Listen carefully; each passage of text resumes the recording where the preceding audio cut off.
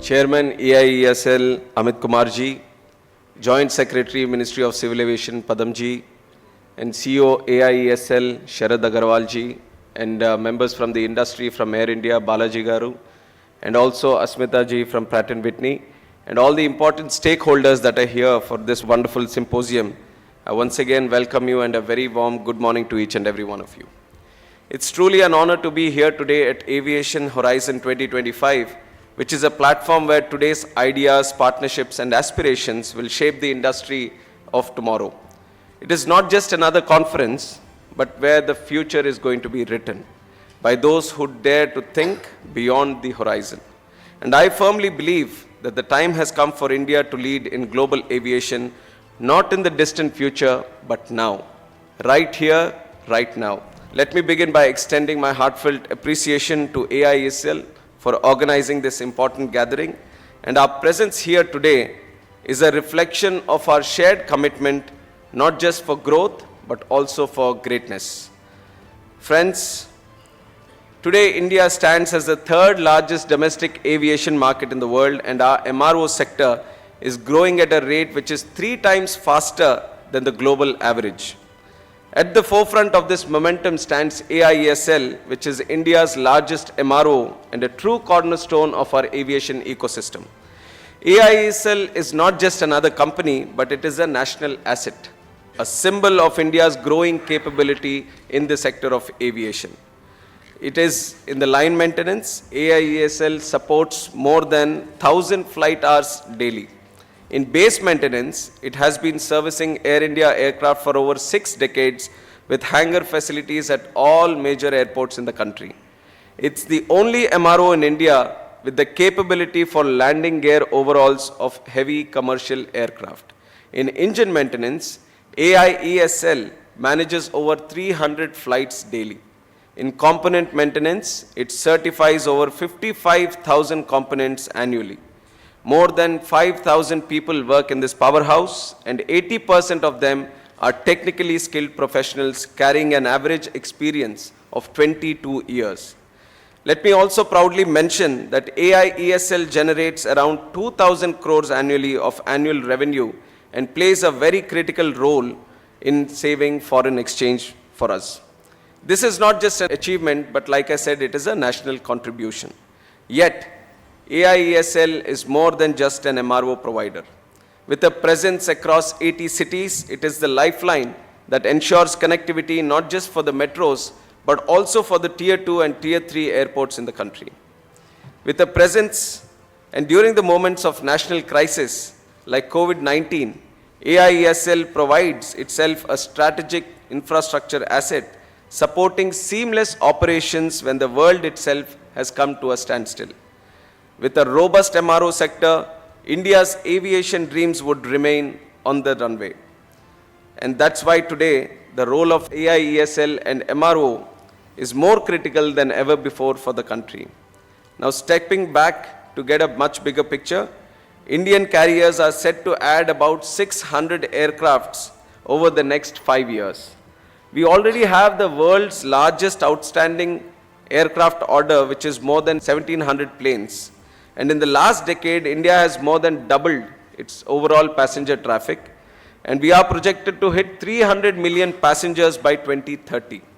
This is unprecedented growth that had been made possible by the visionary policy and infrastructure development over the last 10 years under the leadership of our Prime Minister, Shri Narendra Modi ji.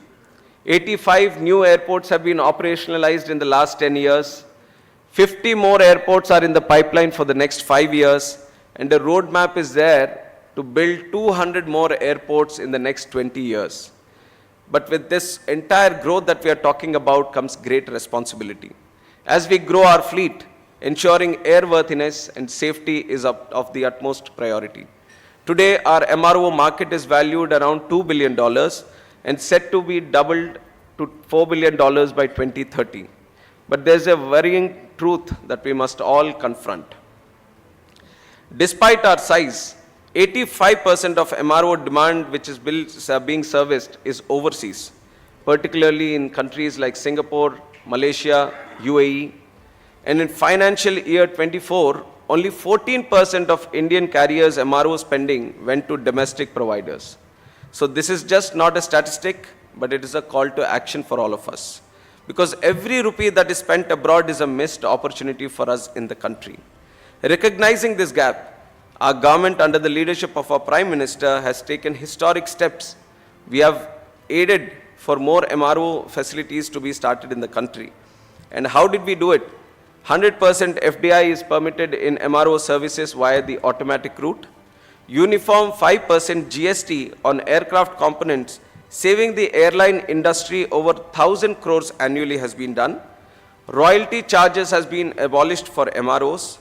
Zero-rated GST for work subcontracted by foreign OEMs to Indian MROs. And export timelines have been extended from 6 months to 1 year for repair goods and from 3 years to 5 years for warranty repairs. Reforms in Aircraft Rules 1937, extending AME license validity from 5 years to 10 years at no extra cost has also been done, and harmonization of DGCA regulations with EASA and ICAO guidelines have also been done. And most importantly, the Bharatiya Vayuyan Adhiniyam 2024 was passed, and that contained that India has a world-class regulatory framework not only for manufacturing and maintenance but also for design and aircrafts and components domestically. Similarly, the Protection of Interests in Aircraft Objects 2025, which was enacted, established a robust legal foundation for aircraft leasing and financing in the country.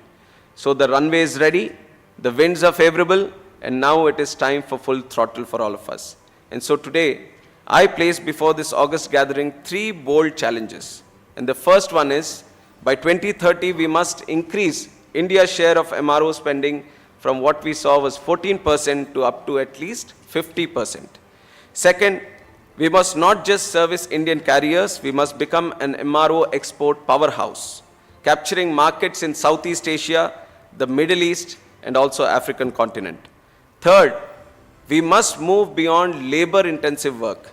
We must create intellectual property, leading the world into smart maintenance technologies, predictive analytics, and aviation innovation.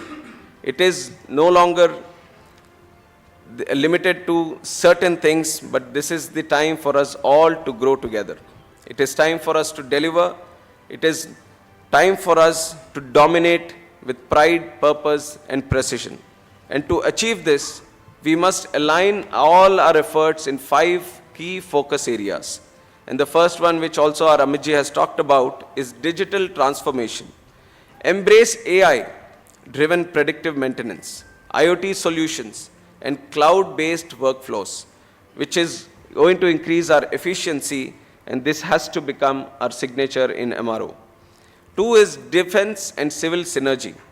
Leverage opportunities in military aviation MRO to scale up capacity and capability in the civilian aircrafts. And the third one is green MRO initiatives. Align our operations with India's net zero vision, where sustainable aviation fuel and energy efficient practices become the norm, not the exception. The fourth one will be skilling and talent building. A skilled workforce is very much necessary for continuing the momentum that we expect to see in the MRO growth. We must aggressively invest in AME training, technician upskilling, and next generation talent pipelines. And the fifth one is the diversity and inclusion. I've always said this before also, that we should target 25% women workforce in the MRO sector and all complete civil aviation also, because when women lead, then innovation speeds. Now for AIESL, the expectations are even higher. You're not just another player, you're the leader.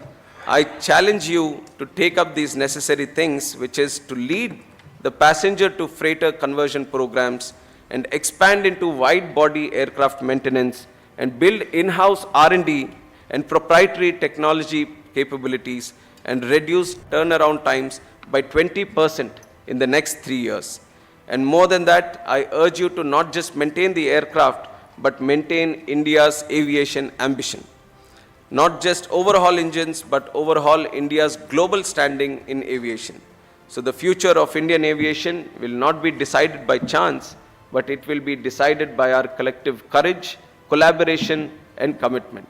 Let us not be satisfied with being passengers of growth, but let us become the pilots to ensure greatness in the civil aviation. Let us not wait for someone else to chart the map, but let us ourselves fly beyond the horizon and redraw the global aviation map ourselves. So thank you very much for this wonderful symposium. And overall through the day, the discussion that is going to happen, I believe that it is going to give us some necessary feedback that we all collectively need to work towards. And I assure all the stakeholders that are here, especially AIESL also, that for us at the Ministry or the Government of India, our priority focus is not just in growing the passenger growth or the airline fleet, but we are looking at holistic approach in growing aviation. We feel this is the time for India to grow together in aviation, and MRO becomes a key sector in this. So that is why we have ensured in the last 10 years that we have taken good feedback from you and assured you the necessary support. And we are going to keep supporting you in the future also to ensure the MRO sector not only grows to cater for the domestic demand, but for the international demand in the future.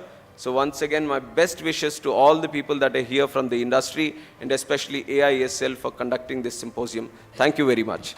A standing ovation, ladies and gentlemen, in order for our Honorable Minister of Civil Aviation for this extremely motivational, inspirational address to each and every one of us.